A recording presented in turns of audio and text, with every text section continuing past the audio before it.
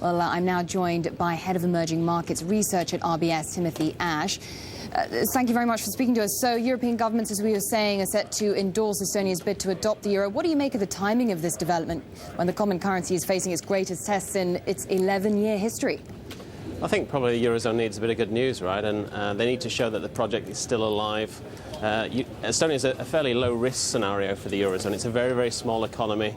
It doesn't have, or its public finances are in pretty good order. So it brings to the table, better public debt numbers, public finance numbers, and it can get away with this, I think, with the Eurozone without really questioning the stability of the Eurozone itself. I mean, the bigger challenges are, for example, countries like Hungary, Poland, etc., that are big economies that, if they join the Eurozone, may bring bigger question marks to the stability of the Eurozone itself, particularly Hungary, I think. But would Estonia have benefited from postponing its entry, given the present problems in the Eurozone, the serious structural problems, and the fact that it's going to take time to resolve these issues?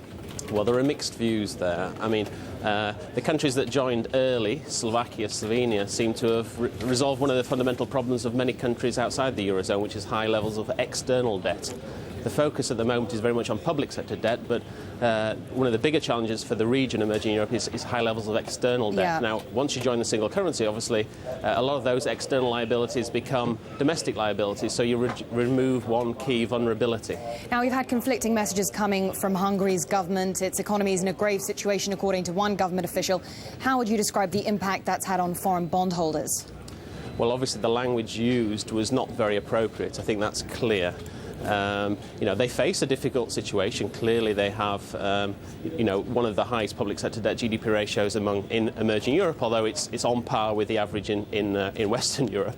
But they've been carrying out a very brutal fiscal and public finance reform program for the last 2 or 3 years. It's been making good progress, but they also face a high weight of external liabilities falling due. This going back to this theme for Estonia, that the high weight of external debt GDP, it's the same for Hungary, 140% of GDP. It's very high.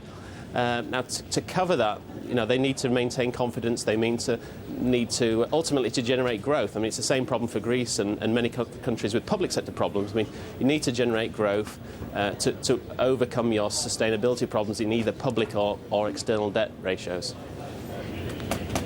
Okay, Timothy Ash, Head of Emerging Markets Research at RBS, thank you so much for your time.